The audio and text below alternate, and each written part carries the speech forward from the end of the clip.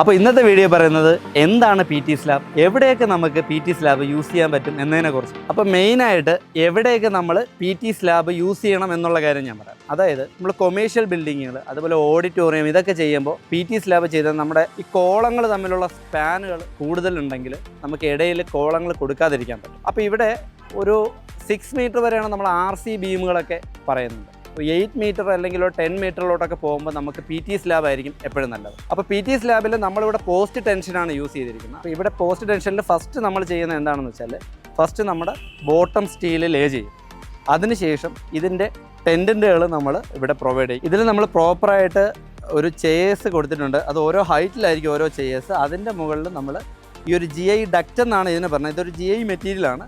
GI duct എന്നാണ് ഇതിനെ പറയുന്നത്. ഇതിനകത്ത് നമ്മൾ കേബിൾ പോലൊരു സാധനമുണ്ട്, നിങ്ങൾക്ക് ശ്രദ്ധിച്ചാൽ മനസ്സിലാവും. അതിനെ പറയുന്നത് സ്ട്രാൻഡ് എന്നാണ്.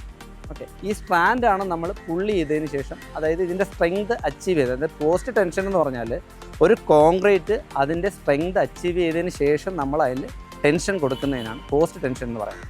അപ്പോൾ അതിനുശേഷം ഒരു നോർമലി നമ്മളിത് ചെയ്യുമ്പോഴത്തേക്ക് ഇതിനൊരു ഡെഡ് എൻഡ് ഉണ്ടാവും. അപ്പോൾ ഈ ലൈവ് എൻഡ് എന്നായിരിക്കും നമ്മളിതിനെ പുള്ളി ചെയ്ത് പ്രഷർ കൊടുക്കുന്നത്. അത് ചെയ്യുന്ന എപ്പോഴെന്ന് വെച്ചാൽ, ഈ ഒരു കോൺക്രീറ്റ് കഴിഞ്ഞതിന് ശേഷം ഇതിൻ്റെ ബോട്ടം ലെയർ ഇട്ടു, ബാക്കി ഈ പൈപ്പുകളെല്ലാം ഇട്ട് അതിനുശേഷം നമ്മളതിൽ ടോപ്പ് ലെയർ ഇടും. അത് ഇനിയായിരിക്കും നമ്മളതിൻ്റെ ടോപ്പ് ലെയർ സ്റ്റീൽ പ്രൊവൈഡ് ചെയ്യുക.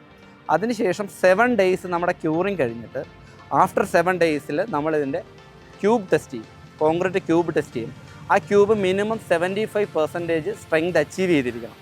അച്ചീവ് ചെയ്യും, കാരണം നമ്മളിവിടെ M35 ആണ് ഇവിടെ കൊടുത്തിരിക്കുന്ന മിക്സ് പ്രപ്പോർഷൻ എന്ന് പറയും. ഈ സൈഡിൽ തന്നെ ഒരു ഓസ് നിൽക്കുന്നതാണ്, അതിനാണ് ഗ്രൗട്ടിങ് ഓസ് എന്ന് പറയുന്നത്. ആ ഓസിനകത്തൂടെ ഗ്രൗട്ട് നമ്മൾ ഇഞ്ചെക്ട് ചെയ്യും. നമ്മളിത് സ്ട്രെങ്തൻ ചെയ്തതിന് ശേഷം നമ്മൾ ഈ ഗ്രൗട്ട് ഇഞ്ചെക്ട് ചെയ്യും. ഗ്രൗട്ട് ഇഞ്ചെക്ട് ചെയ്ത് കഴിഞ്ഞാൽ നെക്സ്റ്റ് ഡേ മുതൽ നമുക്ക് വേണമെങ്കിൽ ഡീഷട്ടർ ചെയ്തിട്ട് വർക്ക് സ്റ്റാർട്ട് ചെയ്യാൻ പറ്റും. ഇതാണ് നമുക്ക് മെയിനായിട്ട് ഇതിൽ കിട്ടുന്ന ഒരു അഡ്വാൻറ്റേജ് എന്ന് പറയുന്നത്. ഒരു 10 ഡേയ്സ് കഴിയുമ്പോൾ നമുക്ക് ഡീഷട്ടർ ചെയ്യാൻ പറ്റും. അതുപോലെ തന്നെ നമ്മുടെ ഈ ഒരു പ്രൊജക്റ്റിൽ നമ്മുടെ ഈ സ്പാനുകൾ, ഈ 2 കോളങ്ങൾ തമ്മിലുള്ള ഡിസ്റ്റൻസ് ഓൾമോസ്റ്റ് 13 മീറ്ററാണ് ഉള്ളത്. ഇതിനകത്ത് കൂടുതൽ ഏരിയ ഓപ്പൺ ആണ്. ഇതിൽ അടുത്തൊരു അഡ്വാൻറ്റേജ്, ഇങ്ങനെ നമ്മളൊരു പി ടി സ്ലാബ് ചെയ്യുമ്പോൾ ഇതിൽ എവിടെ വെച്ച് വേണമെങ്കിൽ നമുക്ക് ബ്രിക്ക് വാളുകൾ, പിന്നീട് നമുക്ക് പാർട്ടീഷൻസ് ചെയ്യണമെങ്കിൽ എവിടെ വെച്ച് വേണമെങ്കിൽ ബ്രിക്ക് വാളുകൾ സ്റ്റാർട്ട് ചെയ്യാൻ പറ്റും.